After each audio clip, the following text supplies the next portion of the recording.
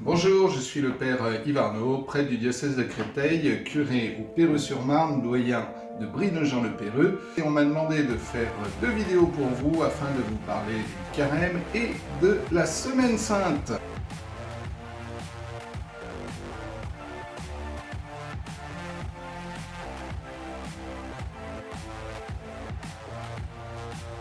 Alors pourquoi on parle de cette Semaine Sainte comme si toute la vie de Jésus était concentrée en une semaine?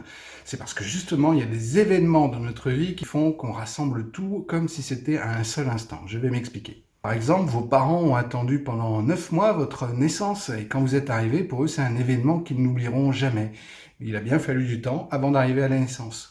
La première fois que vous passez de l'école au collège, ça a provoqué en vous à la fois des craintes, c'était attendu et ça arrive à un moment. La première fois que vous passez un examen, la première fois que vous tombez amoureux, quand on se marie, même finalement au bout de notre vie quand on meurt, tous ces événements-là sont comme le rassemblement de toute une vie. Tout ce qui a été préparé avant conduit à ce moment précis. Eh bien la Semaine Sainte, c'est exactement ça. C'est-à-dire que toute la vie de Jésus, 33 années, 3 jours, une semaine sont récapitulés comme si c'était à un seul instant. Les évangiles ont été écrits par rapport à cet événement de la Semaine Sainte, tout particulièrement de ces 3 jours qu'on appelle le Triduum Pascal, c'est-à-dire le jeudi, vendredi et le dimanche. Ces 3 jours qui sont le centre de notre foi chrétienne et qui ont permis d'écrire tous les évangiles et le Nouveau Testament.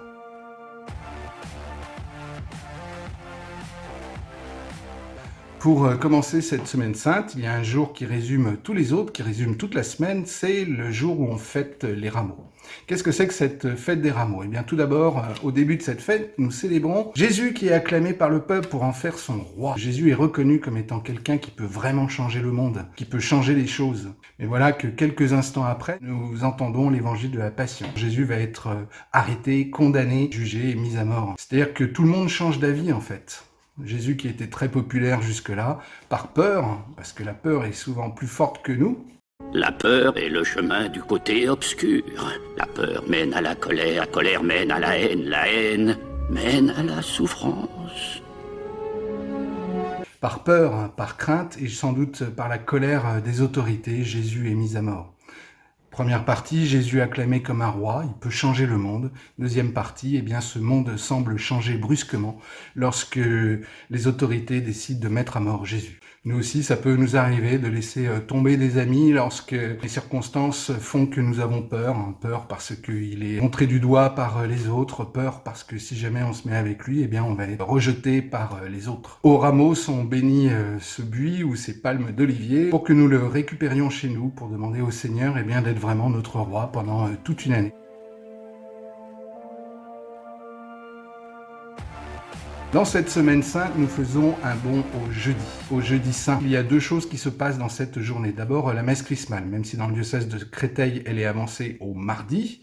Eh bien, cette messe chrismale, c'est le moment où l'évêque bénit les huiles qui vont servir pour tous les sacrements pendant l'année, c'est-à-dire le baptême, le sacrement des malades, les confirmations, les ordinations, tout ce qui est nécessaire pour revêtir d'un caractère sacré ce qui est touché par le Saint-Crème. Donc l'évêque bénit les huiles des catéchumènes et des malades et consacre le Saint-Crème qui est la présence de l'Esprit Saint. Cette messe chrismale permet à tous les prêtres de se rassembler autour de l'évêque. Les prêtres font d'ailleurs à ce moment-là le renouvellement de leurs promesses le jour de leur ordination.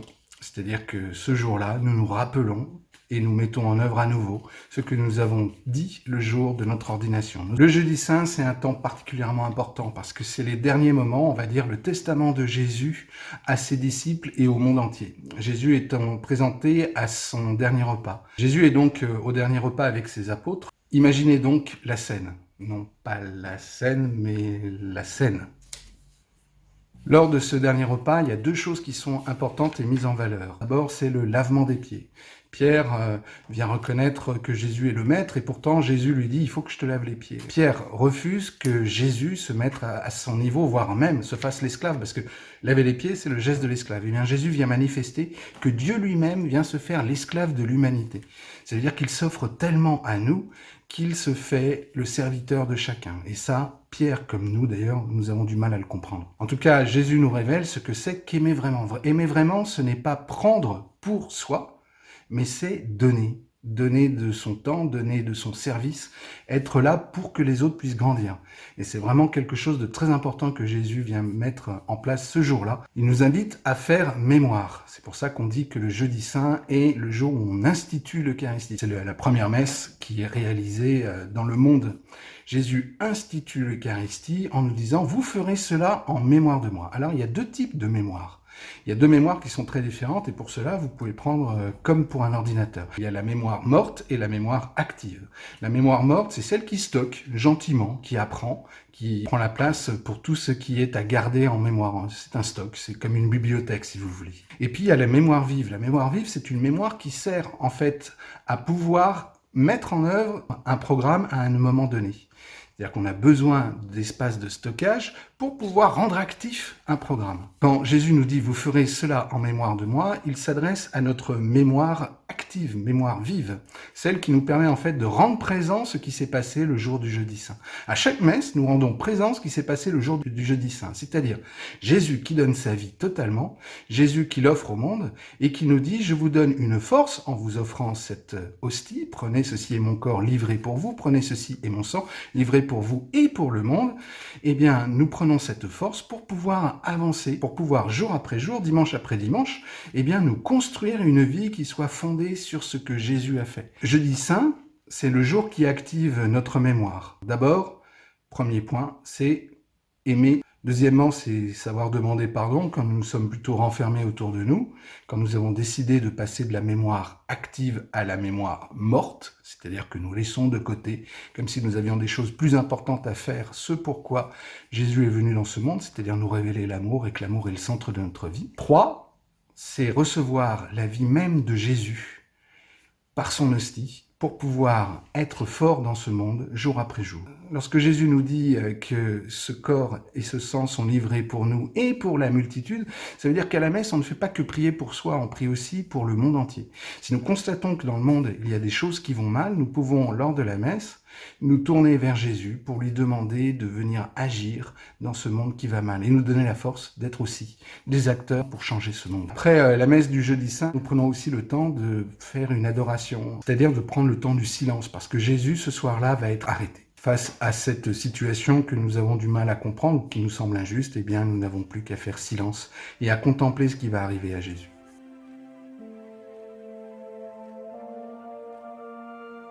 Le vendredi saint, c'est le moment où nous mettons en valeur la passion du Christ, c'est-à-dire son arrestation, sa condamnation, sa torture et sa mise à mort. Alors oui, c'est dur, c'est un moment difficile, mais c'est un moment qui a tellement marqué les apôtres qu'ils nous l'ont mis en valeur et qui nous marque nous aussi. Ce qui se passe le jour du vendredi saint, c'est que Jésus lui-même porte sur sa croix le monde entier.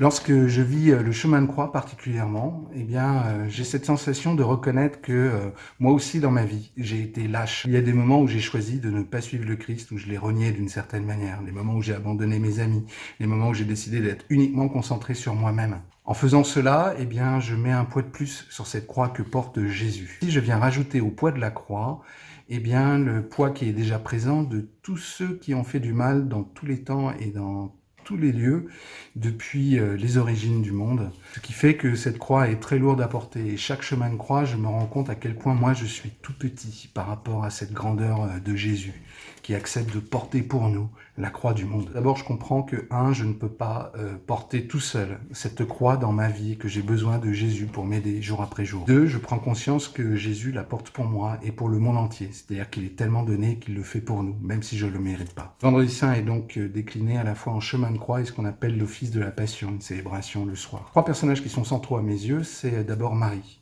Marie est celle qui accompagne Jésus dans le silence, qui subit d'une certaine manière ce qui se passe, mais qui au fond d'elle-même porte Jésus. Au pied de la croix, Jésus dit à Jean, voici ta mère. C'est-à-dire qu'à ce moment précis, Jésus est en train de nous dire que Marie devient notre mère à tous. Une mère qui finalement, dans le silence, nous accompagne, nous porte et nous présente à son Fils. Marie nous aide à porter notre croix. Deuxième personnage qui est important à mes yeux, c'est Simon de Cyrène. Face au poids de cette croix, les autorités décident d'aller récupérer un homme qui passe par là, Simon de Cyrène, pour l'obliger à porter la croix de Jésus. Je me dis que des fois, il y a dans des situations qui sont imprévues et difficiles pour nous, même insurmontables, des rencontres qui font qu'on a une personne qui vient nous aider, qu'on ne connaît pas, quelles que soient ses motivations d'ailleurs, mais qui est présent dans les moments difficiles. Troisième personnage qui est pour moi extrêmement important, c'est le bon larron sur la croix, c'est-à-dire en fait, c'est un malfaiteur qui a peut-être même commis des crimes de sang, qui, face aux accusations sur Jésus et même aux moqueries de l'autre qui est condamné, va dire à Jésus « Je sais que tu es le roi et que tu vas venir dans ton royaume ». Là encore, cela signifie qu'il y a des personnes improbables qui peuvent nous aider dans les moments les plus compliqués. Et puis en même temps, Jésus va lui dire, comme il avait demandé à son Père de pardonner à tous les hommes parce qu'il ne savait pas ce qu'il faisait au pied de la croix, il va lui dire « Avec moi ce soir tu seras au paradis ». C'est donc une promesse que même si on tombe très bas dans notre vie, Jésus vient pour nous aider, pour nous relever. Vendredi Saint, c'est vraiment la puissance des ténèbres qui est à l'œuvre face à l'amour de Dieu, face à la lumière. Cette puissance, ce côté obscur qui vient comme envahir toute la lumière pour nous faire croire que la mort sera le dernier mot, que la haine, la peur doivent gagner dans ce monde. Et dès ce Vendredi Saint, nous voyons à travers ces trois personnages que j'ai cités qu'il y a des signes d'espérance extrêmement forts déjà présents, même si c'est dramatique. L'important, c'est de voir poindre la lumière, parce que finalement, si nous sommes dans une pièce qui est dans l'obscurité totale, s'il y a une petite source de lumière comme une petite bougie, cette petite source de lumière va casser toutes les ténèbres qui sont autour, parce que notre attention se focalisera sur la source de la lumière.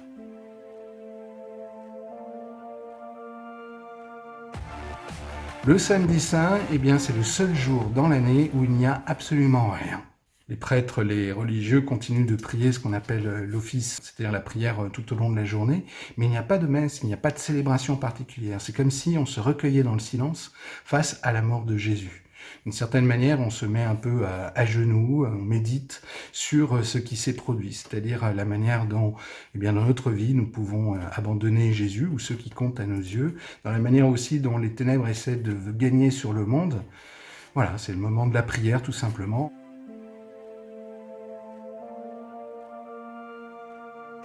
Le dimanche saint, ce qu'on appelle le dimanche de la résurrection, commence en fait avec la vigile pascale. Alors souvent, quand les circonstances le permettent, c'est la veille au soir, mais cela peut être aussi le matin. En tout cas, c'est le moment du passage des ténèbres à la lumière, donc soit le soir lorsque nous rentrons dans la nuit, soit le matin lorsque la nuit s'en va et que le jour se lève. Ce passage manifeste lors de la vigile pascale parce que nous commençons la célébration dans le noir. Toutes les lumières sont éteintes. Et là, tout d'un coup, nous venons avec des bougies et se lève la lumière, c'est-à-dire que le Christ est ressuscité. On fait son annonce par un chant qui est chanté par le diacre ou par le prêtre, ce qu'on appelle l'exultet, ce qui signifie exulter. Exulter, crier de joie parce que le Seigneur est ressuscité. La résurrection, ce n'est pas simplement de dire « ouf, enfin ce qui est difficile est passé dans notre vie et maintenant on peut être tranquille ». C'est que ce jour-là, Jésus manifeste par sa résurrection que l'amour, la vie est plus forte que la mort. Ça a l'air de rien, mais c'est tellement indispensable. Des fois, on peut partir complètement désolé, ne plus avoir envie de rien, se dire que de toute façon, rien ne pourra changer dans notre vie. Mais bon sang, la résurrection vient au contraire nous manifester que rien, pas même la mort, ne peut nous éloigner de l'amour de Dieu. La vie aura toujours le dernier mot. C'est-à-dire, qu'est-ce qui peut nous arriver si même la mort n'est pas l'essentiel de notre vie ou le point final de notre vie. Cette puissance-là, elle est tellement forte qu'on fait vraiment du dimanche de Pâques, de la célébration de la résurrection, le temps le plus essentiel de notre vie. Et d'ailleurs, les apôtres qui n'avaient rien compris jusqu'à présent de ce que Jésus disait, découvrent après la résurrection de Jésus que cette puissance-là est en train d'agiter leur propre vie, de la transformer. C'est au contraire pour nous inviter à une nouvelle vie. Nous sommes invités à changer, à croire que même la mort ne peut rien contre nous. C'est ce que nous disons le jour de notre baptême. Au baptême, nous sommes enracinés dans le bien, arrachés des ténèbres, pour pouvoir nous dire que cette vie est plus forte que tout. Pas même les plus odieux de tous ceux qui sont dans le monde qui voudraient nous détruire n'auront la puissance de Dieu. C'est une force incroyable. Une force incroyable, mais qu'il faut réactivité par notre mémoire vive. Sinon, on l'oublie. En tout cas, si on veut vraiment que les choses changent dans le monde pour le bien, c'est aussi à nous de le choisir. Et de choisir la vie. Tout est possible donc à celui qui aime. Et ça, je crois que c'est important de pouvoir le manifester. En tout cas, c'est la raison pour laquelle on fait une fête. Et les cloches qui sonnent le jour de Pâques, c'est pour nous rappeler que Jésus ressuscité a transformé notre vie et que nous sommes appelés donc ainsi à le vivre jour après jour. Cette fête de la résurrection que nous célébrons tous les dimanches, tous les dimanches, c'est Pâques. C'est-à-dire que nous célébrons la mort et la résurrection de Jésus. Les forces des ténèbres, si je les laisse faire, elles m'envahissent, quoi. Et que j'ai besoin de ce Jésus ressuscité pour pouvoir avancer dans ma vie. Sans lui, je n'ai pas la force de porter ma croix. Sans lui, je n'ai pas la force de pouvoir avancer. Sans lui, je perds l'espérance que la vie est plus forte que la mort. Donc, ce dimanche de Pâques, tous les dimanches, nous relie à Jésus, comme une force pour que nous soyons des vivants. Cela nous permet de comprendre en fait, parce que lors de la Vigile pascale, nous avons jusqu'à 7 lectures qui nous rappellent toute l'histoire du peuple d'Israël, finalement toute l'histoire de l'humanité. C'est que d'abord, nous sommes créés par et pour l'amour. Dieu a créé l'univers par amour complet, pas simplement les êtres humains, mais sa création. Nous sommes créés par l'amour dans l'objectif d'aimer nous-mêmes, ce qui construit, ce qui permet de vivre une vie belle. Voilà, mais comme nous avons tendance à l'oublier, le Christ vient me chercher pour pouvoir me relever aussi bas que je sois tombé. Je suis créé par amour et Jésus vient me sauver par amour. Et pour pouvoir le vivre, eh bien, en fait, cette semaine sainte ne s'achève pas au dimanche de Pâques. Il reste encore 40 jours jusqu'à la Pentecôte. Parce qu'il faut du temps pour comprendre tout ça. Il faut du temps pour l'assimiler. Et la Pentecôte, c'est le don de l'Esprit Saint, celui qui nous redonne la force alors que les apôtres avaient peur, après la mort de Jésus, d'être à nouveau condamnés. Ils vont recevoir l'Esprit Saint pour pouvoir partir annoncer la bonne nouvelle. Ça, ils ont besoin de cet esprit d'amour du Christ qui vient en fait souffler à notre oreille. Vas-y, c'est ce qu'il faut faire dans la vie. Alors, n'aie pas peur, même la mort n'a rien contre toi. Je vous souhaite vraiment une belle montée vers Pâques, une bonne célébration pour cette semaine sainte. À bientôt.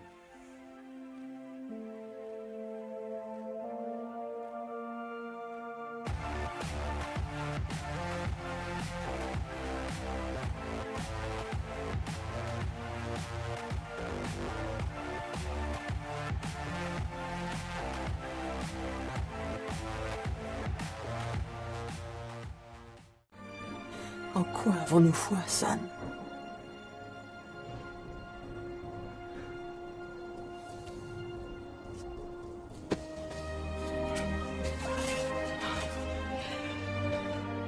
Il y a du bon en ce monde, Monsieur Frodon.